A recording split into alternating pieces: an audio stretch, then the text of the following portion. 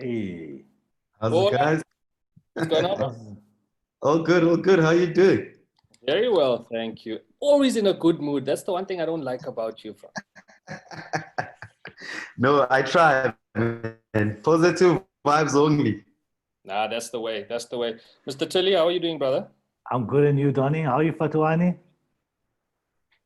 How you doing, Mr. Tilly? Good. It's about time, eh? Mm, I haven't, I it is haven't. about time. I actually know this man, but I've never met him. What do you mean? You've never met Fatu- Fhatuwani? I don't think we've worked together, Fhatuwani. No ways. Yeah, So we have. I hope you don't ask the question, why have we never worked together? But I'd rather Wow. Yeah. I'm so Not at shocked by that. all. I just remember I once said, There's a Oh, break Chuck's in audio signal there. is a little bit Yeah, iffy there. is it me? I think it is you, Fhatuwani. Okay, cool. Let me just see if I can connect to a better Cool. network. Yeah, we've got about 4 Um, minutes, so we're still waiting on a lot of people to join as well. So just try and get that sorted. Yeah, I'm Log just off gonna. any other devices. I'm sorting it out now. Okay, cool. Just give me a second. No problem, brother. Sort it out. Yeah, we're still waiting on more people to come through, so that's all good. We've got about 62 people in right now. What's up, guys? So while we wait for Fhatuwani to just make his... Oh, yeah, no, he's completely frozen now. Just to sort out his Wi-Fi, you guys, this is predominantly a Q&A session. Ahmed and I prefer it that way, so we'll chat to Fhatuwani a bit, but we actually just want, to give you guys an opportunity to ask questions, to Fhatuwani or to all of us.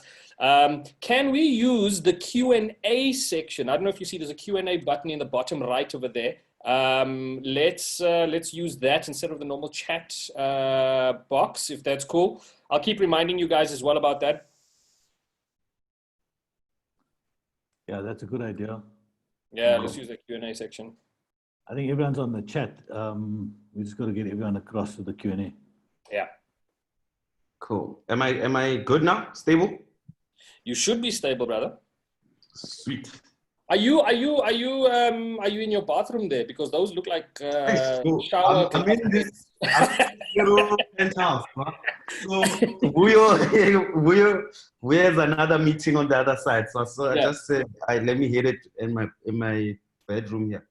Okay, no, that's all good. So we'll give it one more minute and then we'll go live. Like I was saying to Ahmed, I'm not sure if you heard earlier on, brother. So we want to keep this, we just wanted to be a predominantly Q&A session. You've obviously done so many different interviews and, we can obviously ask you questions from an industry point of view, but I think it's nice for whoever's logged on here, to have this opportunity, to ask you a question, to ask any of us a question. I think it's cool. There aren't many people that get to connect with greats like you and Mr. Tilly over here. So this is a nice platform just to chat. And yourself, don't forget yourself there, brother. Yeah, Oh, you know. I actually mentioned in my tweet that Donny is going to be funny and wise, and Fhatuwani is going to inspire, and I'm just going to be starstruck. So I'm just sitting here looking on the tell you, left man. of the screen. We had a test earlier on, and Ahmed didn't look as handsome. He looked like he was still in lockdown. So he's actually done this just for you. Man. I had to clean up. I mean, this man is really stylish. Let's get into that. Like, Yeah. Always, You'll never catch this or sleeping. Never. Yes, if so it's many not compliments. Yeah, no, if Fhatuwani is not dropping in style like his apartment, and it just makes me feel really shit about where I live and what I look like. So Fhatuwani,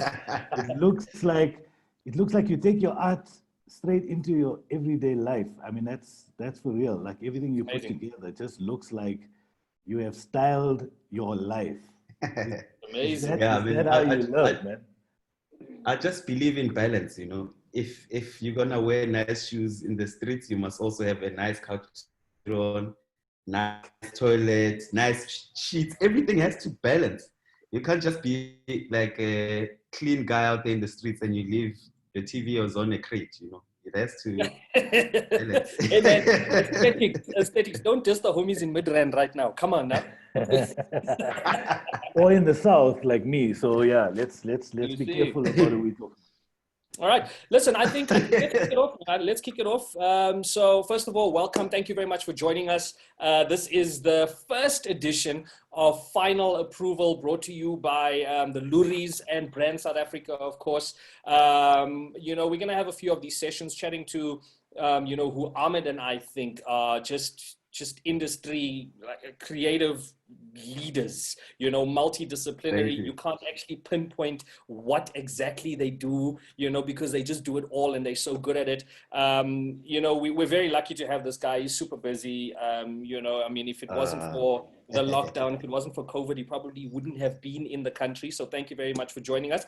My name is Donovan Goliath. I'll be the host, but I can't do this alone, and I refuse to do this alone because I'm joined by a stalwart in this industry. You know, it's probably the second time in my life I've used that word, but you know, probably one of the nicest people out there. Everybody's friend, everybody's shoulder to lean on. An OG, Mr. Ahmed Tilly, will be the co-host. How are you doing, brother? I'm good. I think, yeah, I've been called Madala, I've been called Uncle, I've been called a stalwart, but I think maybe just a veteran. And I can't believe I'm actually saying that, that I'm that guy, because up here, I still think I have way too much to learn, which is why we have this young man on the bottom left of my screen. And I can't wait to pick your brain, and Donnie, yours too, to be honest. So I think Fhatuwani and I are also going to co-host at some point, asking you some stuff. So yeah, nothing wrong, bro. I'm very open to that. So like I mentioned earlier on, this is a predominantly Q&A session. We want to make this conversational. You know, we don't just want to, you know, throw pre-planned questions to Fhatuwani. So please use the Q&A bar at the bottom or on the tab. It's the one on the far right. Throw any questions you have at Fhatuwani, at Ahmed, at myself, whatever it is. Let's just chat, man. Let's have a conversation about the industry. Let's have a conversation about creative process. Let's find out where Fhatuwani is at right now. Yeah, for the next 45 minutes to an hour, you know, let's see where this goes. So I'm going to kick it off if you guys are cool with that. Yeah. And just say, bruh, what do you prefer actually, Fhatuwani or Innocent? Fhatuwani. Fhatuwani, okay. Fhatuwani Mukheli, 1/3 of I See a Different You, who honestly is one of my favorite people. Every time you post anything up on your feed, I'm always so intrigued because I never know what you're going to do next, right? So that's the first part of this question, which is not even a question. That was a compliment / statement. My first question is, dude, you from the get-go, from when lockdown started, you just hit the ground running. You didn't step back and take a break. You just kind of started making, you started creating. What was the inspiration behind that? It's something I learned from my mom. You know, I think when lockdown hit, everyone was frustrated. And my mom taught me that when something shuts down, you need to have a solution, find something else to do. You know, I mustn't sit and cry that, oh man, we're not creating, our business is shut down, you know. I just thought, okay, cool, let me keep myself busy. I've always loved drawing. Let me now start drawing like properly and see how that's gonna be, you know. And luckily, I also moved into my new apartment. I was so inspired by it. Everything just happened at the right time, you know. And I used all maybe the negative energy from lockdown into a positive. And I started creating, embracing my apartment, fixing it up, like, and drawing a lot. Can I jump in? Because I mean, it's an interesting thing that you're saying. And I think, you know, this is where there's a bit of a segue between you and Donovan, is that like in the lockdown, it forced a lot of us to start doing the things I think we've always wanted to do. And, and so my question to you both is, do you feel that, like you said, Fhatuwani, you've changed, you've taken the negative energy and turned it positive. Do you think you've been more expressive, more artistic, a better side of yourself because of that? Or do you think that life before this, you know, the way it worked, brought the best out of you? Because I kind of lead, the question is a bit leading, but like, how is it different in lockdown? What is the work that's come out of your system, out of you, different to the work that was before lockdown?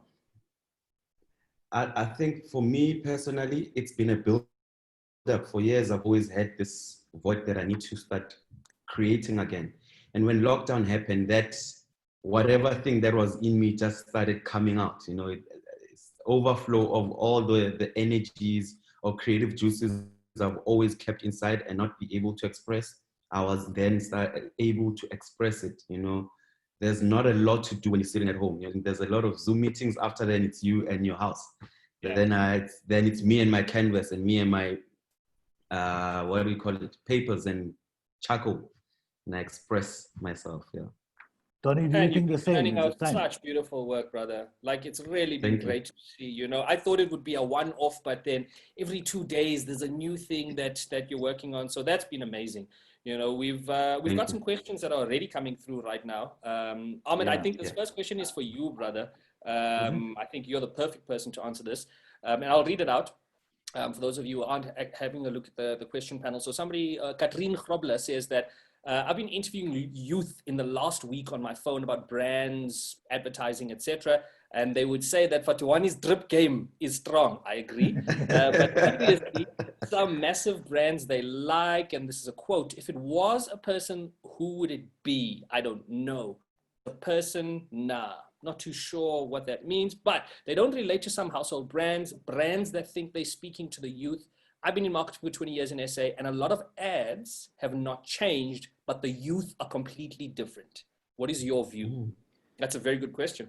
Yeah, and Yeah. I think I'm not going to jump in, Fatwani. I think you should start with that one because I think I see a different you as exactly that, wasn't it? Yes. It was Yeah. the purpose of, from what I understand, you can talk about it, was exactly that, was to show the side of the youth that South African youth actually is, not the side of the Yes. youth that advertising people have been portraying.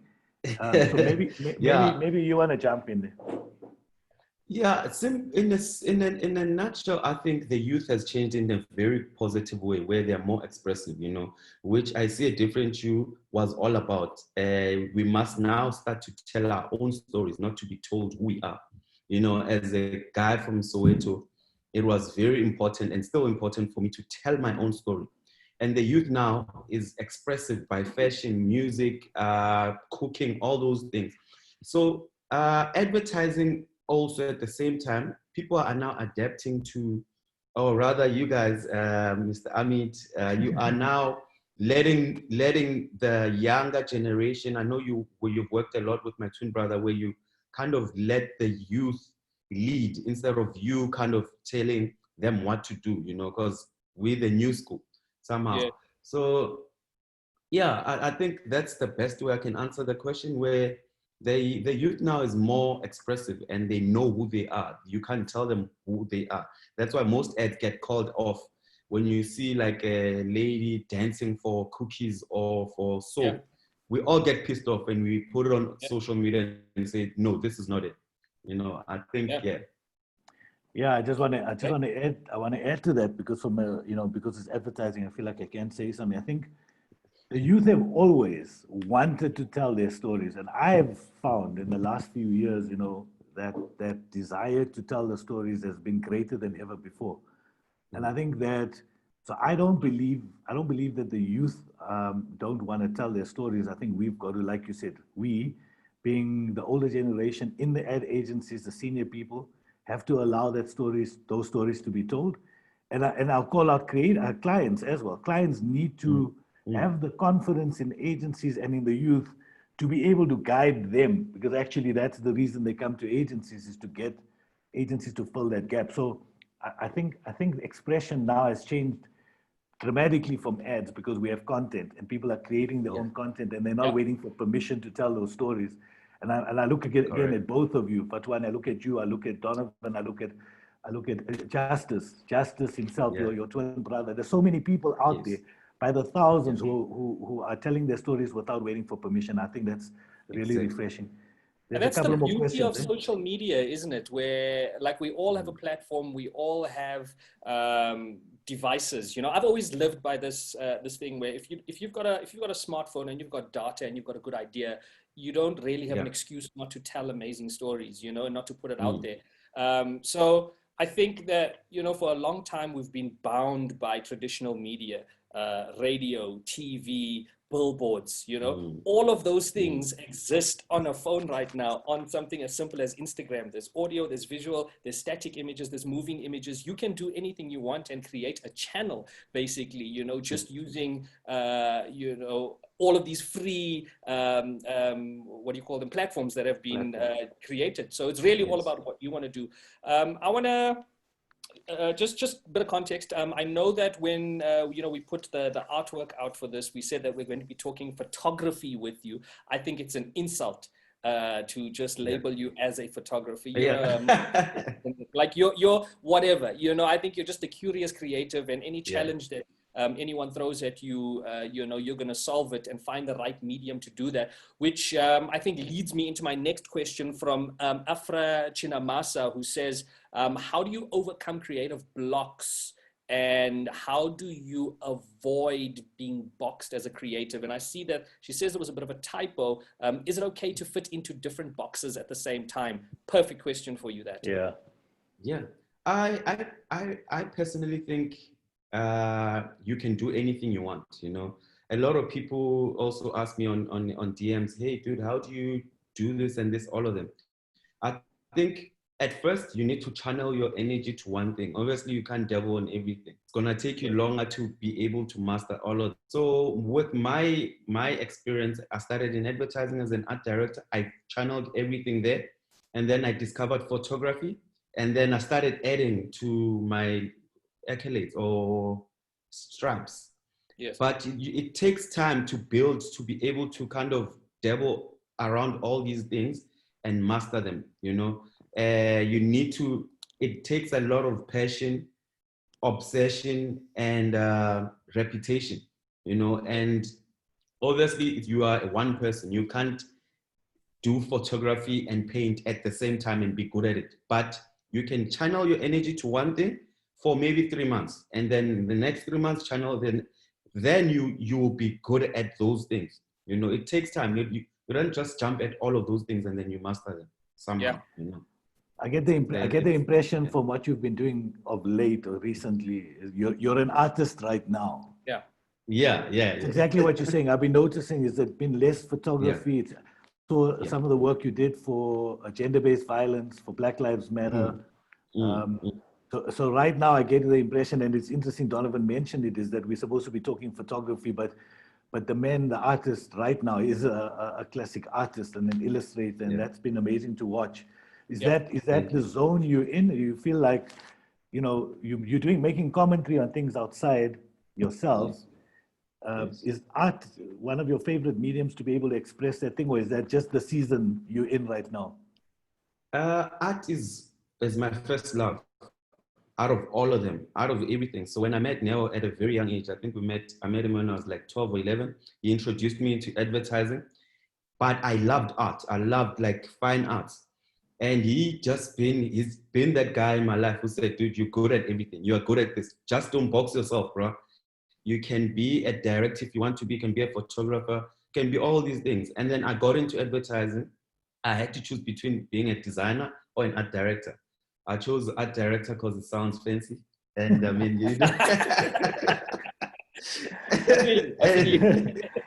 and then as time goes, he's a guy I always go back to and go, hey, dude, now, what do you think here? What should I do? And he just said, dude, I think you've done enough. Run with it. But being an artist has always been my dream. And at this point in time, I'm actually living what I've always thought I won't be able to live, but here it is. It's happening now. Thanks to lockdown and all those things. Thanks to people who are buying my work, and thanks to you guys and believing in all this weirdness or creative expressions I put out there. It's amazing, brother. You know what I like about this, man, is I think it's the one thing that a lot of creatives struggle with, but I don't think we talk about it enough. This thing of being bound by your title.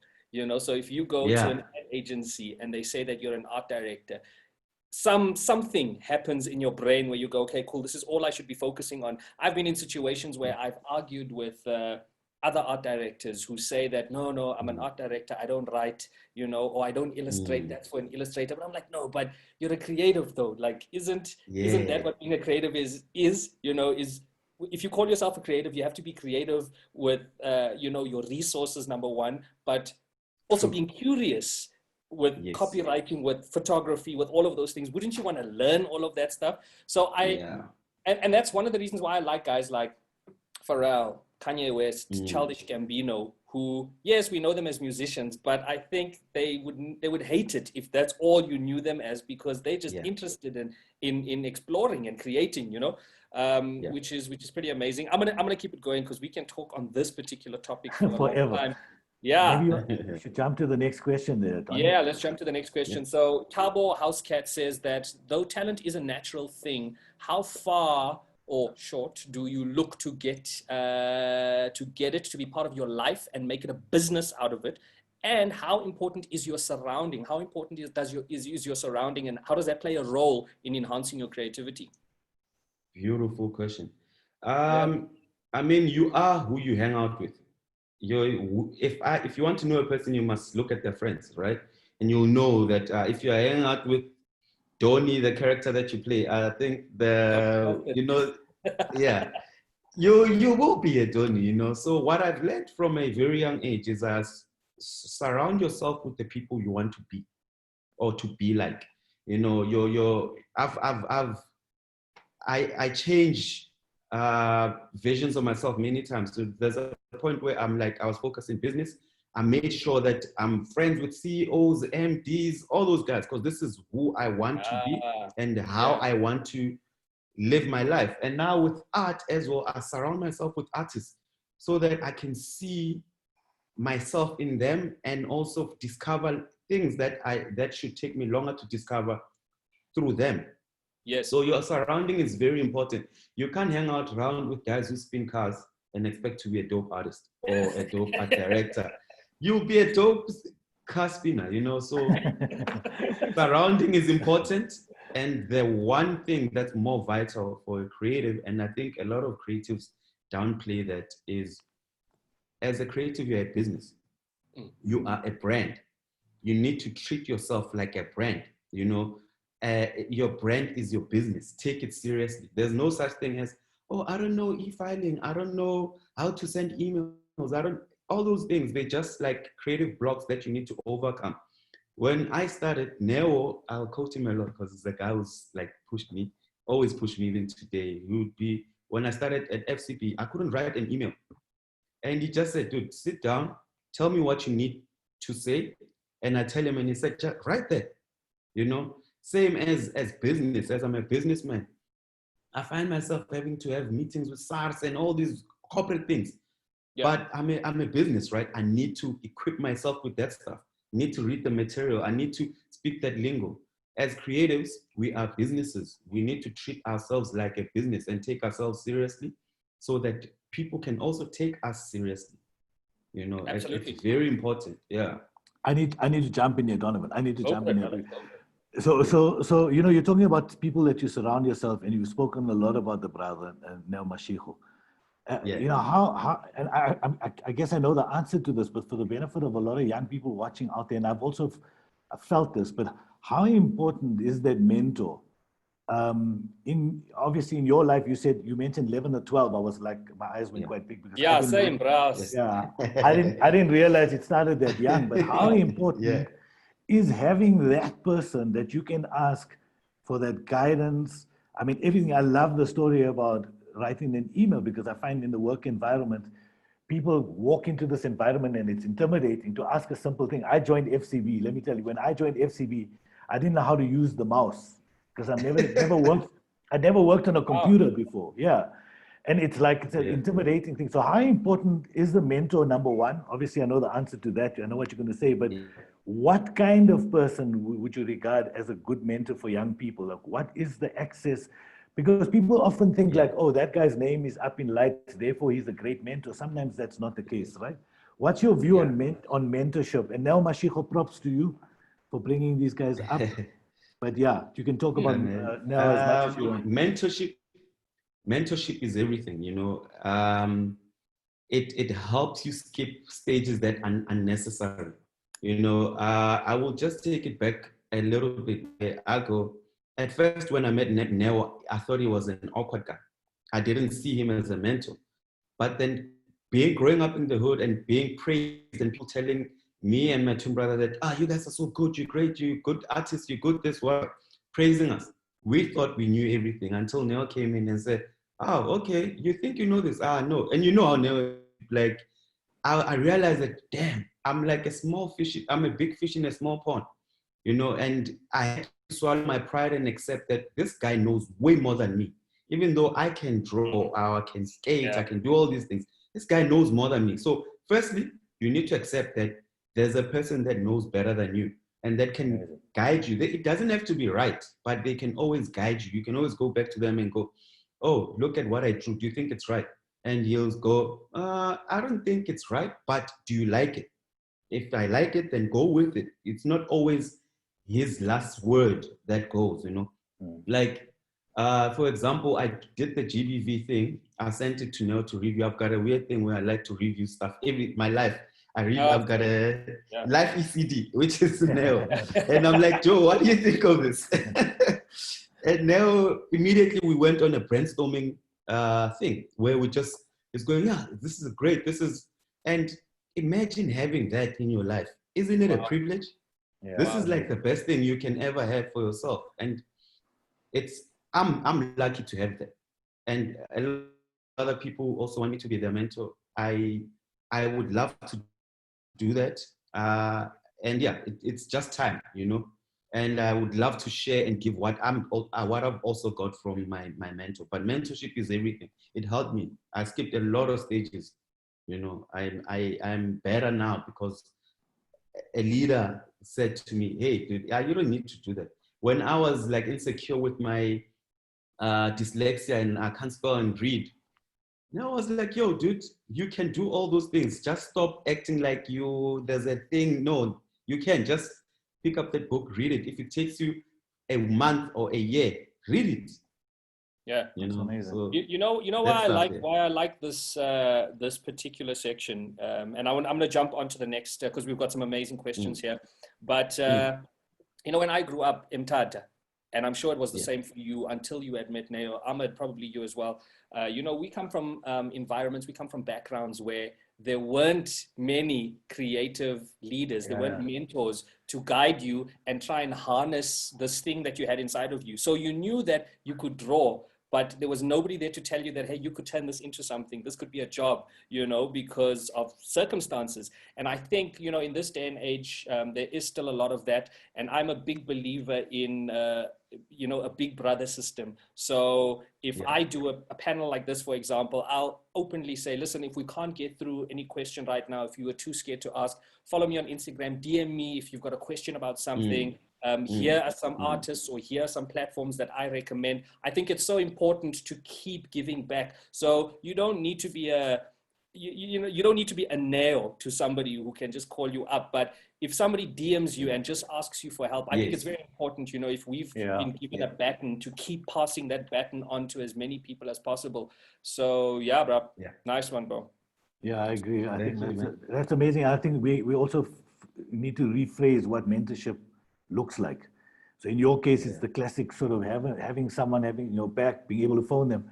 But again, social media has given us those platforms. Donnie, I saw you put up at some point, you know, how you created some of your videos.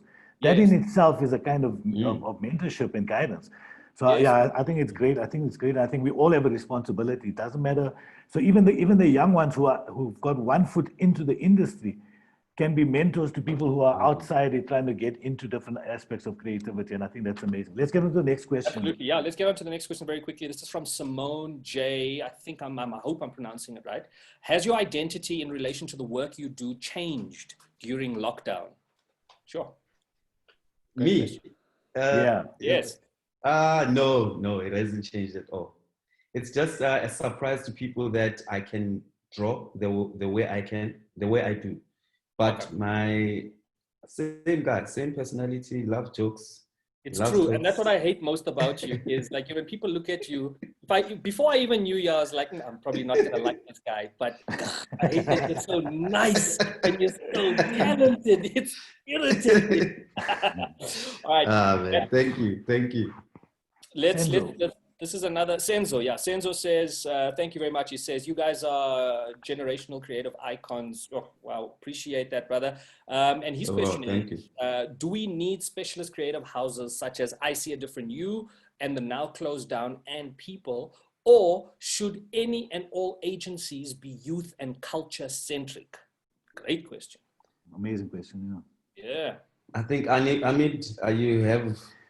I have the right one for this. I do have a response to this because I think it's been kind of people have been talking about, and please, guys, when I say transformation now, I'm not talking about the racial thing.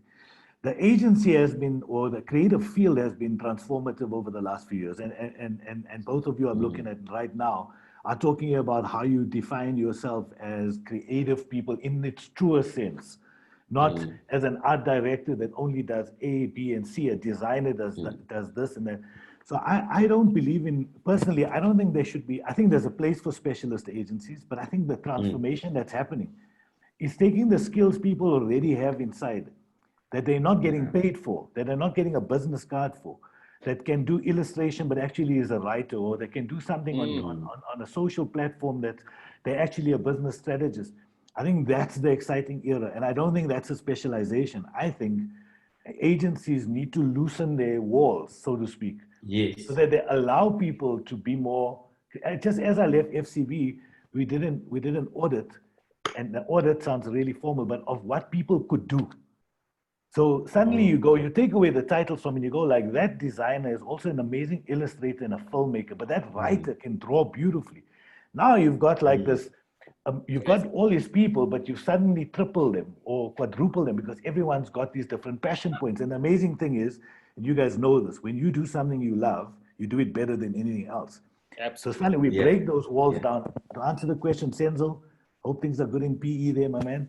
But I think that we shouldn't have specialization anything anymore. I believe that you should have specific passion points that you just naturally gravitate towards, but I don't think there should be specializations. I think there should be creative people that create stories and tell them in whichever way, shape, or form. And I think the more we get to do that, the more we make better art directors, better writers, better photographers. Yes. I mean, Justice is another person that I don't just see as a Justice is Fhatuwani's brother, not just as a photographer. I see him as a creative person like you are. So short answer, I don't think there should be anything specialized. I think we should specialize in our passions. Now, I think this is going to be a nice transition into the next question, where somebody has asked, how long did it take I See a Different You to go from predominantly photography to a fully functional agency? How did that shift happen? Did you have clients? So shout out to Vuyo and Neo for my business partners are the most resilient people ever. I mean, it took everything in us.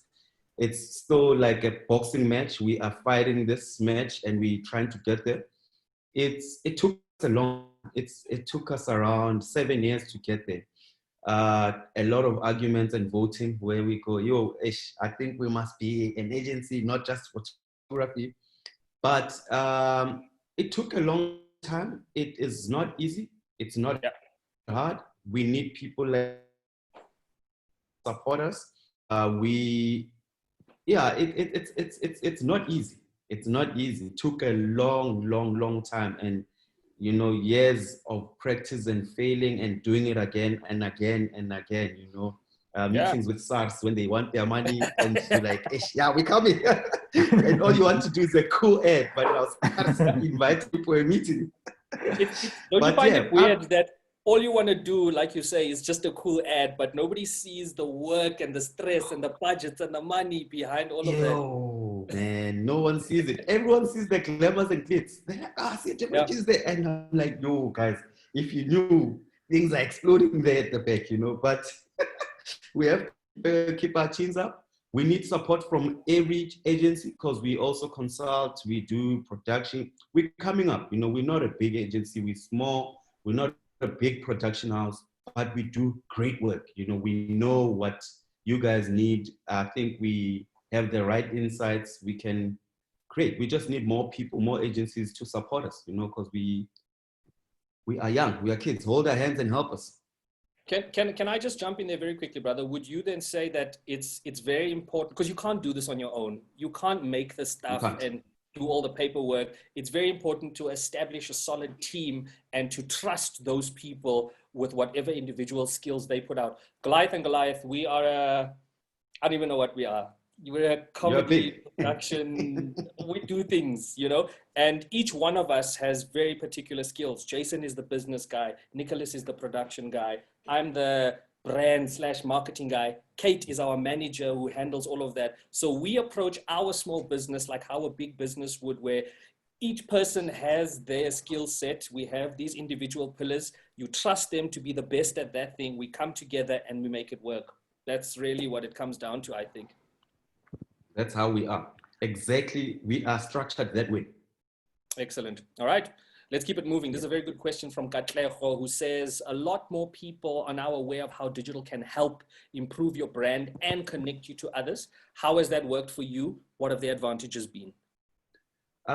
It made all the magic. Everything that I am today is just through digital or social media. Yeah. One advice I always give people: how do you do it? How do you do it? Just share your stuff. Yeah. You know, people, creatives like to go, oh, if they see it, someone's going to copy it, and you're too precious with the ideas. The idea hasn't made you money, or that artwork hasn't made you money. Why are you keeping it to yourself? When people see it, someone will go, hey, can I buy that? And you can have that thing where you 100,000 or 10 rand, you know? Yes. So share your stuff on social media. When somehow the right person will see it, and that's your break, you know. That's how I see different. You kind of made it stuff on social media, and Diesel picked it up all the way from Italy. Just 2 months into just sharing photos of ourselves wearing like suits, and people dissing us saying, "What are you wearing? You look like an uncle." And then Diesel, I remember that. You know. And now, if we were not sharing that stuff and going, yeah, this is bigger than the world, this is would be where chilling. You know? Dude. And shout out to you guys for that campaign. You know, I was so proud, man. I was like, yeah, look at these guys. But this is massive, you know, because it wasn't just you guys. Solange was involved in that as well. Yeah. There were a couple of Solange, a lot of Kanye was there. Who's this? The guy from Radiohead, Tom York. There was a lot of people. We were sent in Europe to also hang out with them, mentored. Like best thing ever. Yeah, that's amazing. I mean, that's an important lesson, right? You just put yourself out there. Yeah, and I think but as creative people, we generally are afraid to do that because we fear being judged. But I love it. Precious with your ideas. Yeah, you got to let them out there. That's great advice. Yeah. This is a deep question, but I think a very important question. This is from Marcel Gordon, who says, has the process of getting creatives who grew up in townships to be taken seriously been held up by the fact that for so long the story of townships were told by mainstream media and journalists?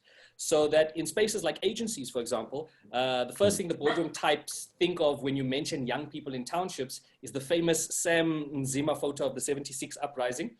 Is there finally now more of an understanding of these spaces, or in these spaces, that the lived experiences of, especially the young South Africans in and from townships, is broader than just their role in the struggle? Oof, that's and I think you are the perfect person to answer this. Who? Ahmed? Yeah, no, well, you, Fhatuwani. You, Fhatuwani. You've basically done exactly what Marcel is asking. Yeah. I honestly think the narrative has kind of changed. You know, the representation of the township is now seen as a cooler thing. We've kind of done as good as we can, and most people started following that trend of rebranding our Soweto or our township and being proud of who we are, to a point where there's a bit of tourism happening there. People want to go there and have a quota. There's now Mukhoru Mondays, all those things. So the township is now not seen as a bad place as much as it used to. The branding of it is evolving. We need to do more. We also need to kind of tell a better story, which we are. I think a lot of guys, my twin brother is doing the same with his ads. We are doing the same with our ads. You are doing the same with the little comedic videos you're doing about like a colored guy, all those things, rebranding it seeing the quirkiness, seeing the lightheartedness of the township, all those things. So the narrative has changed. It's much more positive than negative.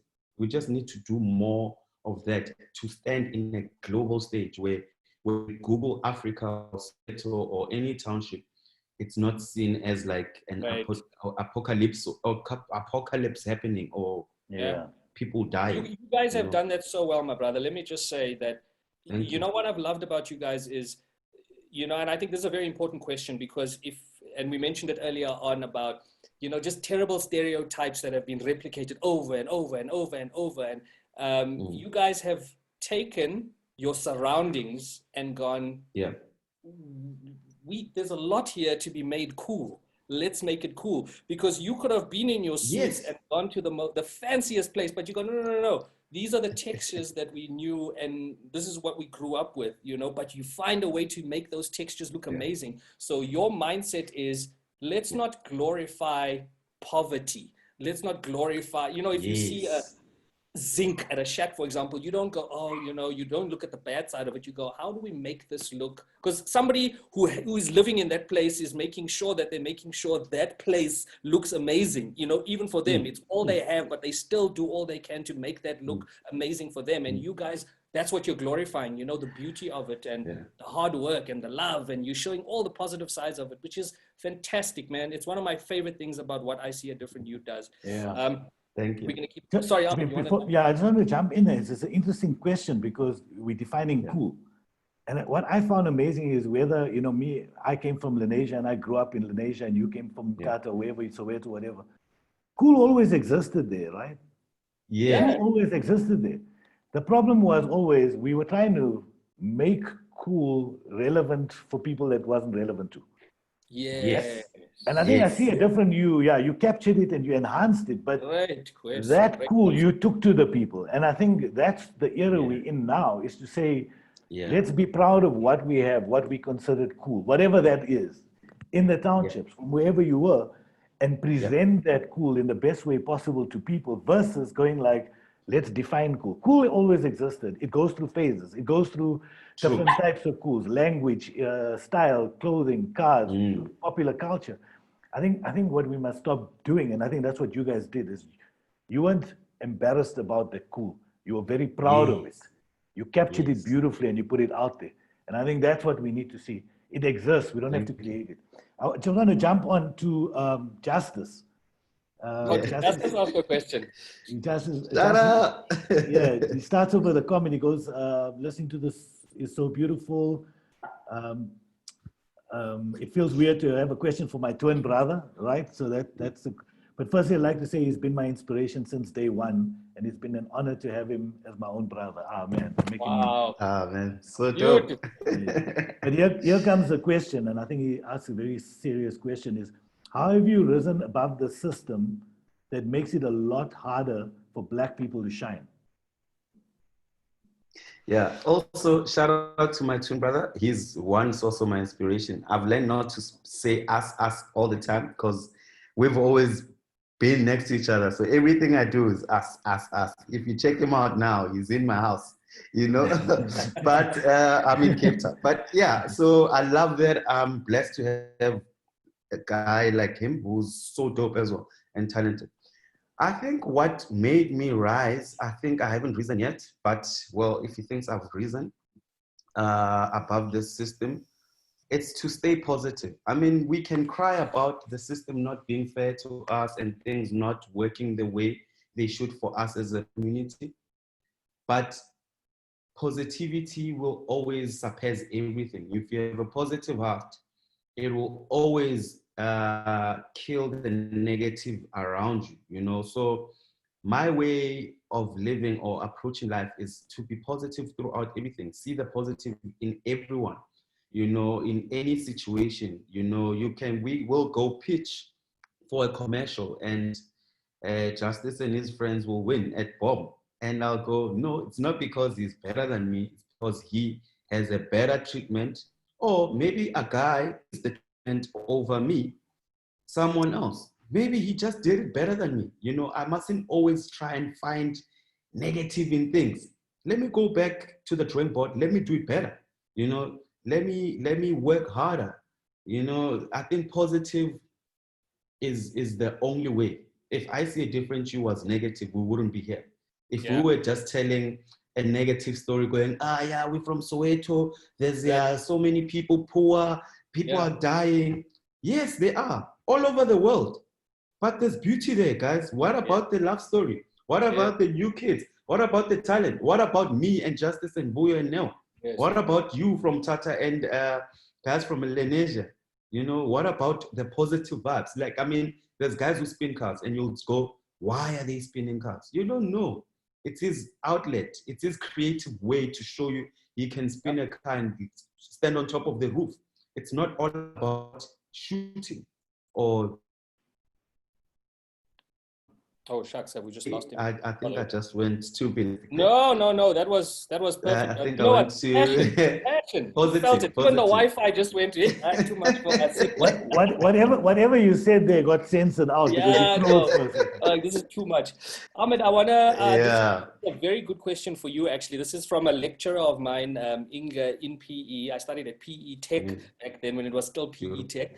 A question from a design education perspective. When you are looking to work with young graduates, what questions would you be asking them, and what are you looking for from a knowledge, skills, and personal attributes perspective? Sure. You know, I've been always exceptionally particular about the people I brought into when I was at Black River. One of the most important things, as Fhatuwani has just mentioned now, was the desire to learn. Like that was for me critical as an attribute. That hunger, and the people who actually came out of colleges and had done really well there. And I've been fortunate that I've had lots of these young people come in as interns or as a first year graduate, and they've gone on to do amazing things. And I've been thinking about it. And one of the main reasons is, I'll get to the skill set and the competencies later, but when those people came in, even having won awards at the schools or being top of their class, they came in hungry going, I need to learn stuff. And that attitude was amazing. So it immediately, they became sponges and they just sucked in all that information. And I find that that's an attribute that you can't create. It's either there or it isn't. You either have it in you and the desire to learn and the humility to learn. And I think that's amazing across the board. I mean, you guys are there. You've achieved everything. I'm sure you'll attest that you never stop learning. So that's the first thing. I agree. And then competencies from a design point of view, you know, I'll be very blunt. When you look at a portfolio from a graphic design student, the thing needs to look beautiful to begin with. Yes. Right. And I think a lot of students take that for granted because they want us to know the process they've gone through, which we understand. But the output of a designer, of a creative person in whichever aspect of creativity is beauty. And we've spoken, we've gone against beauty over the years because we've said, what about concept and idea? And I believe in that. I think it has to be a strong idea at the heart of everything. But if you don't have the competencies to be able to use the software programs, to be able to draw, to be able to shoot, to be able to make things look beautiful as a portfolio, you know, you're going to struggle to learn that later. So every time I see a student portfolio, you guys know, you look at a portfolio and it looks like a student portfolio. Yes. You already put that on the pile on the left. From all those student portfolios, if you find one that looks like it could be anyone, an accomplished designer's portfolio, that from a competency point of view, you're looking for those people. But I think, long answer to a very simple question, the attitude is everything. Attitude is everything. Humility and desire to learn, curiosity is everything because you never stop learning, never.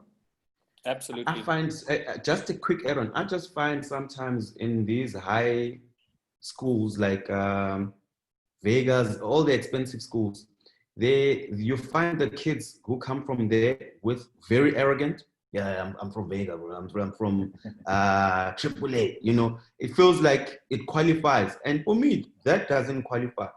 I want to see, it must be beautiful, as Ahmed said, like even your feed, your Instagram must show that there's visual thinking happening here. You know, there's this guy lives this, you know, and I think students need to also be very humble and stop went to red and yellow, you know, and just sit back, relax, show us your work. Let the work speak. I don't want to hear, I go to Cape Town red and yellow, bro. No.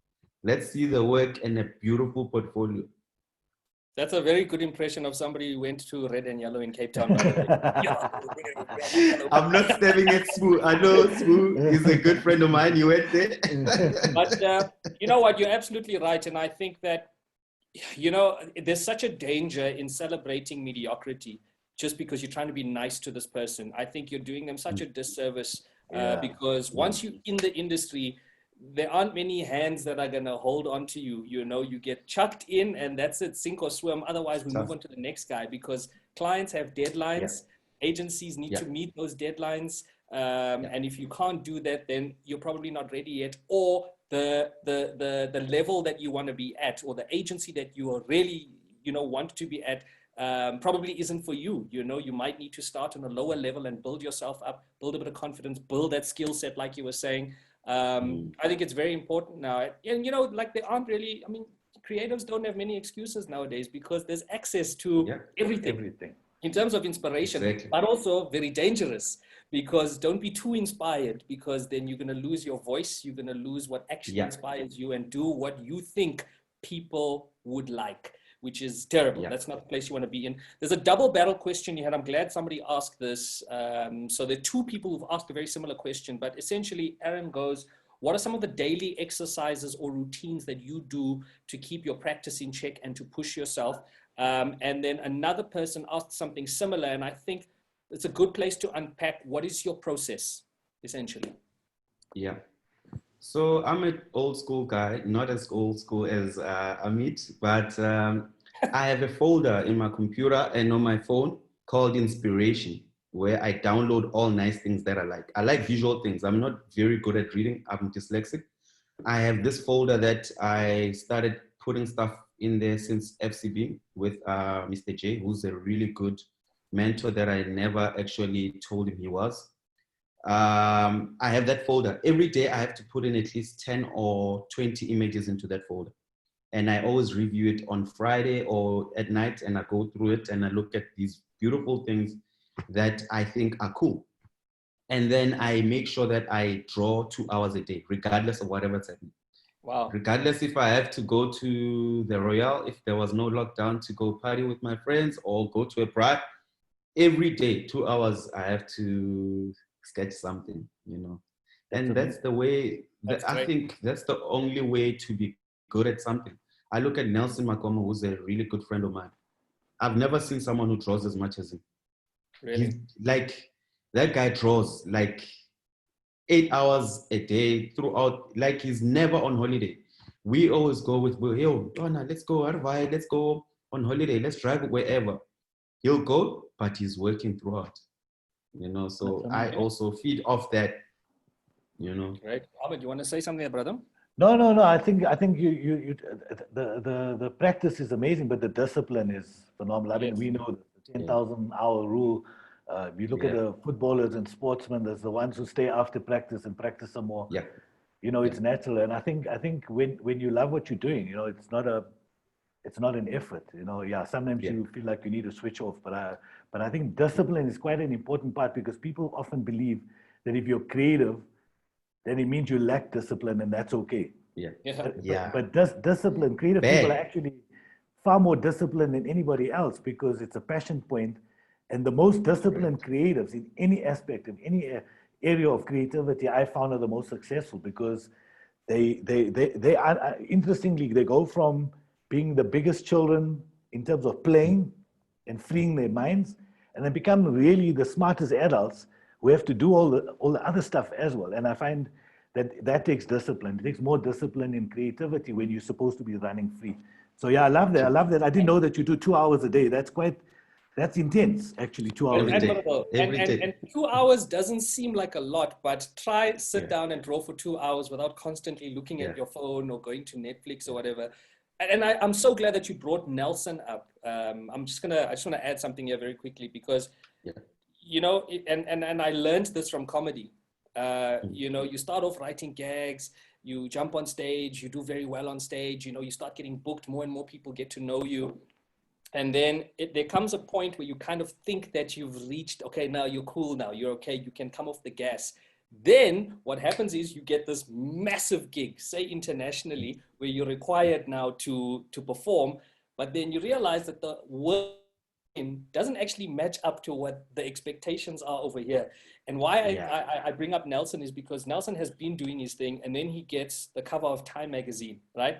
So now you get the cover of Time magazine, all eyes are on you. Oh gosh, you know, can he top this?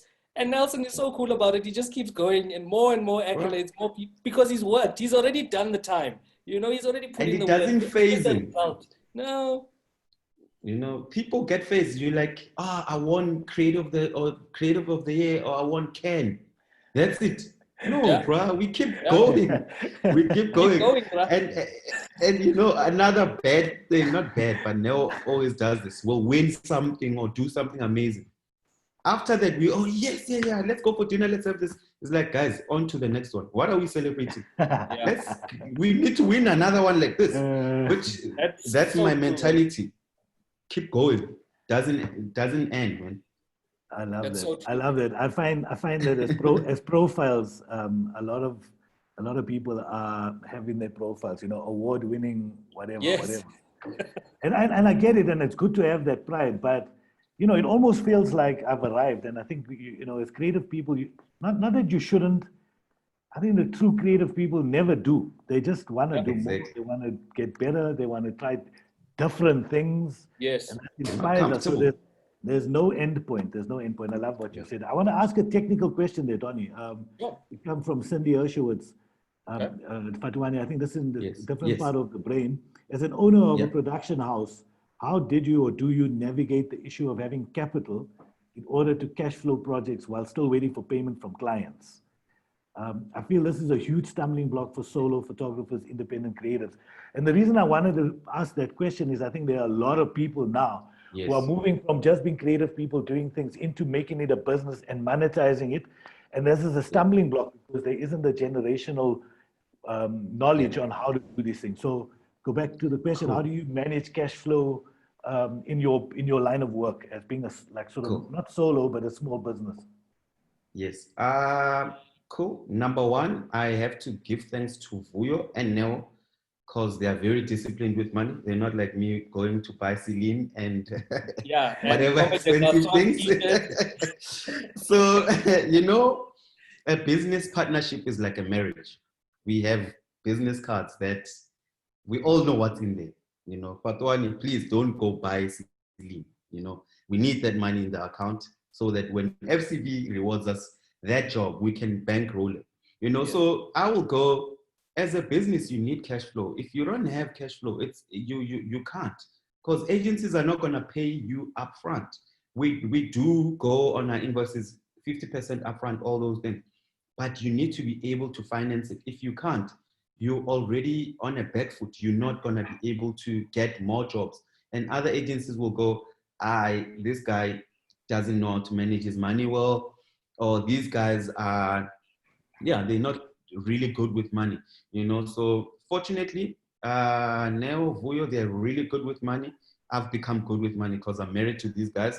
You have to have money in your account jobs. There's jobs like 2 million to 4 million rand. They'll need you to have half of it so that you can do it. It's like a tender game to make it easier for guys who say, the tenderpreneurs have money saved up where they win the tender, they have to put their money up first and then get paid, you know. Yeah. So in production, it's the same game. You have to have the money. Yes, Netflix, they want this big commercial, 10 million rand. Do you have 5 million sitting in your account? No. So it's a number game, but you need, if you want to be good in business, you must be able to have money in your account. If you don't have money in your account, it's hand to mouth. It's you are not gonna survive this game, you know. And I'm not saying we have 10 million. We don't have any millions. We just have enough to kind of run, you know, to take on big productions. I mean, we've gotten to the hour mark right now. And I there's think so many questions. there are so many good, questions. eh? Unfortunately. Yeah, man, there's so many questions, but we I'm obviously enjoying this too much, man. It's so good. Look, we could push it for another 15 minutes, I guess. Quickly, yeah. I think this is a very important thing. You know, we mentioned mentorship earlier on. I think this is part of, you know, mentorship, giving people access to you, obviously. But there's a really, I mean, there are a lot of congratulatory messages here to both of you guys. But I think I just want to jump in. Tandeka asked a question here to Ahmed, actually, and both of you guys can answer this. In the creative process, when do you stop mining ideas and start the actual process of doing the work? Because this is a difficult one. You know, how do you know, okay, cool, I'm ready now, I'm inspired? So, you know, the thing is, I don't think we have time like we used to. Yes. So that's the first thing, is that everything is expected of us really quickly and still a great quality of work. So what we used to be able to do was like, oh, that's great, that's a banker, let's go and do some more, I'm not so sure, and we move on. And I think, and with social media, you see that, you know, when things are social, they're out there, you've got to think and you've got to go with your gut, and you almost have to get to a point where we go like, that idea I think is right for now. There's always another one. Yes. But you've got to be able to go in your process to get to a point, and I think we're stuck on a process that is old, 1950s process, where you go, here's an idea, then you go and show it to your ECD, then they send you back, then you come back again with more ideas. And that process, I think the collaboration is far more important. And then, because you've got a limited amount of time, what you have to be able to, you have a system that allows you to have all the important players in the room together. And there's something about a creative idea that gets us all eyes lit up at the same time. You just know it. You just know it. Whether it's whether you're coming up with lines or gags, or you're trying to come up with an ad or whatever it is. When you hit that thing, there's this collective excitement, and I think when you have that, it should be your indication to go, let's move and let's start executing, versus obeying a process that all agencies are unfortunately caught into and stuck into. And it just doesn't create great work. Because remember, once we've cracked the idea, the process only begins after the client has bought the idea. And that process is the process that kills a really great idea, to be blunt, or waters it down. So I think, just quickly, the mining ideas is not that. It's about finding ideas when they're collective. And to be able to do that, you need all the decision makers in a room collaborating together. And then there's this unified agreement, this is the one, and then you move. I think that for me is a changing process. Perfect answer.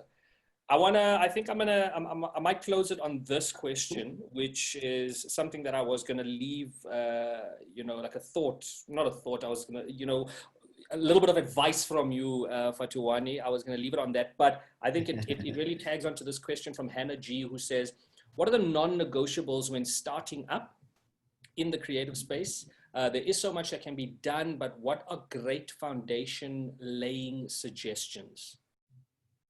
Cool.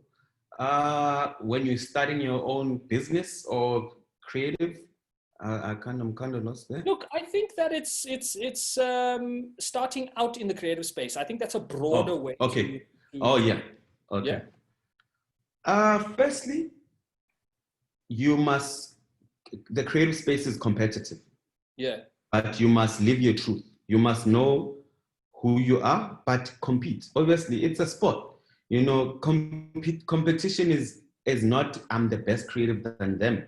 I must produce. Be the creative that your ECD likes. Be the creative that your CD likes or wants to see solve a problem, because you are creative.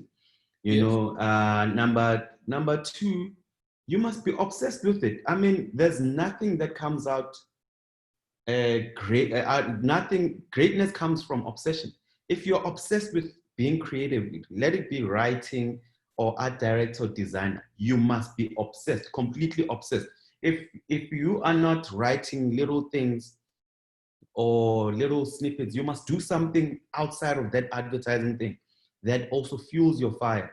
You know, I find creatives that do other things are the best creatives. You know, like, I mean, Donovan, you do your own kind of campaigns, you took a product campaign, you did this and this, because those things fuel your fire. You know, as an art director, when I was at FCP, if you look at my desk, it was full of sketches, you know, it was full of illustrations, all those things, do things. I was being featured on magazines, but I was an art director at work, you know, so you must also go back home and do the things that fuel that fire to make you different from everyone, you know, to make your CD wants to understand and know you, you know, be passionate and obsessed about this path you're taking as a creative, you know. Power. Power. I know I said that would be the last question, but Kaya Zanga has actually just asked a really amazing question here. I think it's very important to tackle this. Kaya's supposed to be working. I don't even know what he's doing watching this, but anyway, great. Kaya says, why is it that most of the time when creatives speak, they seem to leave the commercial aspect of creativity or its impact on its service to capitalism? Creativity needs commerce and commerce needs creativity. Oof. Wow. Power. Woo-hoo. Power. Yeah. It's a... What is Kaya trying to do to us? I know. Kaya's going to go and quote this now somewhere. But we'll be trending on Twitter. he brings up a very important point, and I hope yes. I capture his sentiment. But I often get to a point and I go, you know, you have different kinds of creatives. You get creatives who do what they like and hope everybody else likes it and doesn't really matter. Those are artists, right? Yes. And we know we get into artists, even a musician at some point goes from the art of music to what sells. And that's when there's a compromise in terms of what we produce.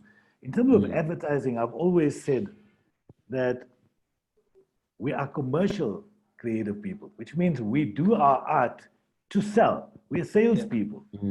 And I think that sometimes we get lost, I get lost in myself because I fall in love with the art side of it. So to such a point that, you know, it may not sell as hard.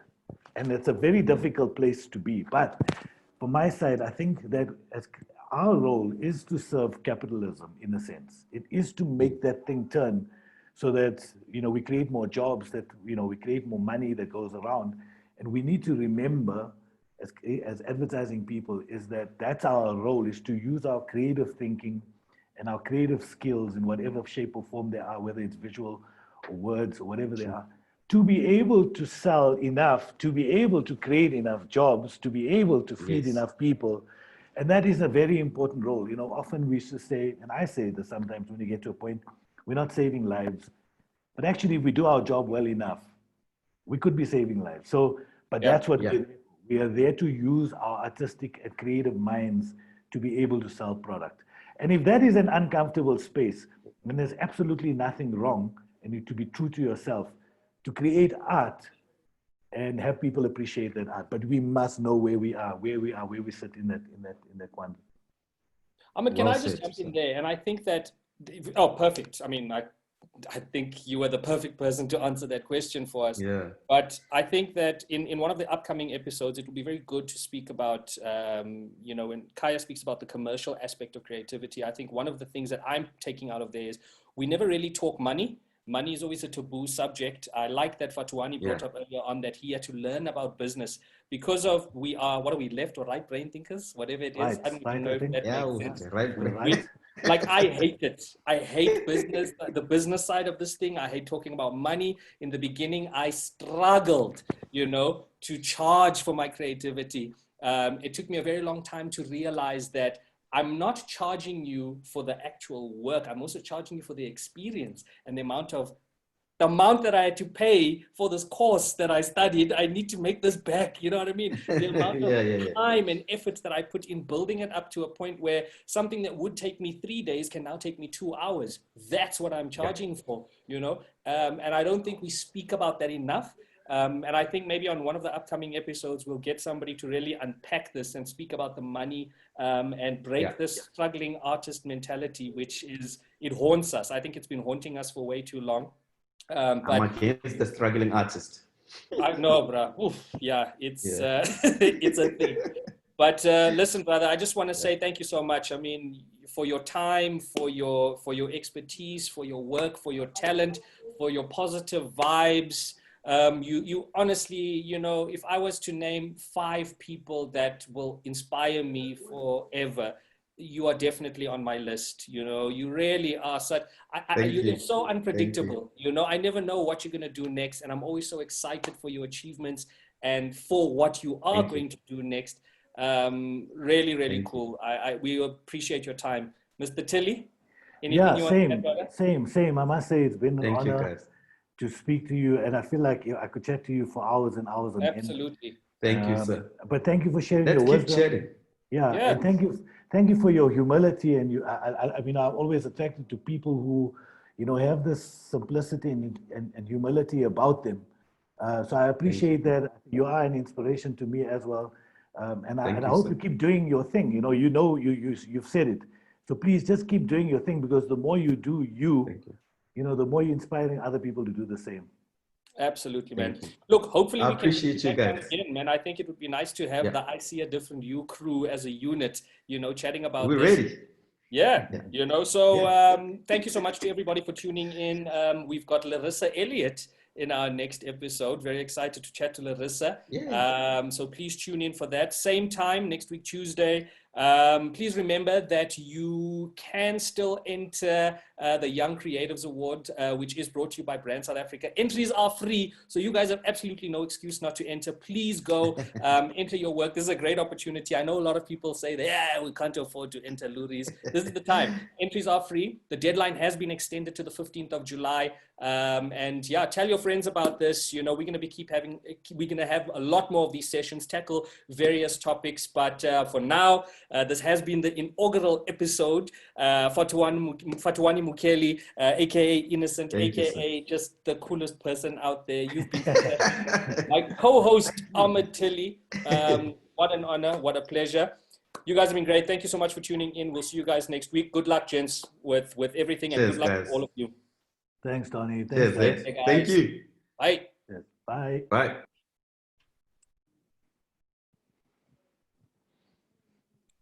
Tony, Yes, sir. are we not live anymore? I hope. I don't think so. That was amazing. That was amazing, man. I could have spoken to him for hours, bro. It was. I know, man. I felt. She's like, it was like, and the questions were rich, and they were like so varied.